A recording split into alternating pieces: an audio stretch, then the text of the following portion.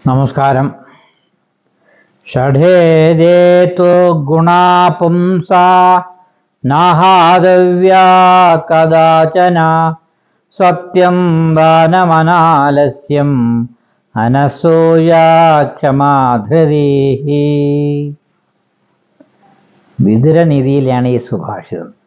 സത്യം, ദാനം, ആലസ്യമില്ലായ്മ, അസൂയയില്ലായ്മ, ക്ഷമ, ധൈര്യം എന്നീ 6 ഗുണങ്ങൾ ഒരിക്കലും കൈവെടിയരുത്.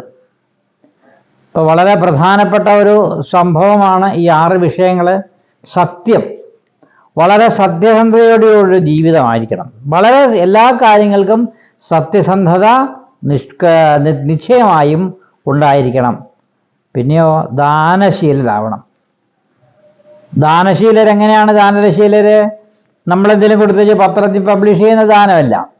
വലത് കൈ കൊടുക്കുമ്പോൾ ഇടത് കൈ അറിയരുത്. നമ്മൾ ആർക്കെങ്കിലും എന്തെങ്കിലും ദാനം ചെയ്യുന്നെങ്കിൽ അത് നമുക്കൊരു ഭാഗ്യമായിട്ട് കിട്ടണം. അങ്ങനെ വേണം ചിന്തിക്കാൻ.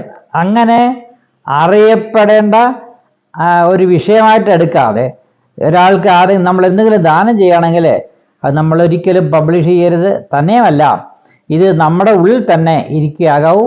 അപ്പോൾ ദാനം എന്ന ഒരു പ്രധാനപ്പെട്ട ഘടകമാണ്. അത് കൈവെടിയരുത്. ദാനം ഉണ്ടായിരിക്കണം.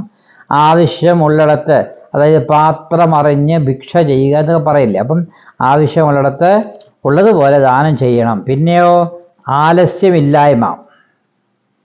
അലസനായിട്ടിരിക്കാൻ പാടില്ല. അപ്പോൾ ഒരിക്കലും ആലസ്യം പാടില്ല. വളരെ ശുഷ്കാന്തിയോടുകൂടി ഊർജ്ജസ്വലരായിട്ടിരിക്കുക. പിന്നെ അസൂയയില്ലായ്മ. അത് വളരെ ബുദ്ധിമുട്ടല്ലേ? അസൂയ എപ്പോഴും ഉണ്ടല്ലോ. അസൂയ ഇല്ലായ്മയാണ് നമ്മളെ കൂടപ്പിറപ്പായിട്ട് നമ്മൾ കൊണ്ടുനടക്കുന്നത്. നമുക്ക് ഒരു കാര്യത്തിന് അസൂയ വേണ്ട. കാര്യം എന്താണ്? നമുക്ക് അസൂയ ഇട്ടിട്ട് നമുക്ക് പ്രയോജനമൊന്നുമില്ല, കാര്യമൊന്നുമില്ല എന്നുള്ള അറിയാം. അതുകൊണ്ട് അസൂയ ഇല്ലായ്മ. പിന്നെന്താണ് അത്യാവശ്യമുള്ളത്? ക്ഷമ. ഏത് കാര്യത്തിനും ക്ഷമയുണ്ടാവണം. ക്ഷമ ഒരു ആട്ടും സൂപ്പിന് തുല്യമാണെന്ന് പറയുന്നത്. അപ്പോൾ ക്ഷമയുണ്ടാവണം. പിന്നെയോ ധൈര്യം. എല്ലാ വിഷയങ്ങൾക്കും നല്ല ധൈര്യവാനായിട്ട് മുമ്പോട്ട് പോകണം. എന്ത് വിഷയം ഉണ്ടെങ്കിലും അതിനെ അതിജീവിക്കത്തക്ക മാനസിക ഊർജം നേടിയെടുത്തുകൊണ്ട് ധൈര്യമായിട്ട് മുമ്പോട്ട് പോകണം.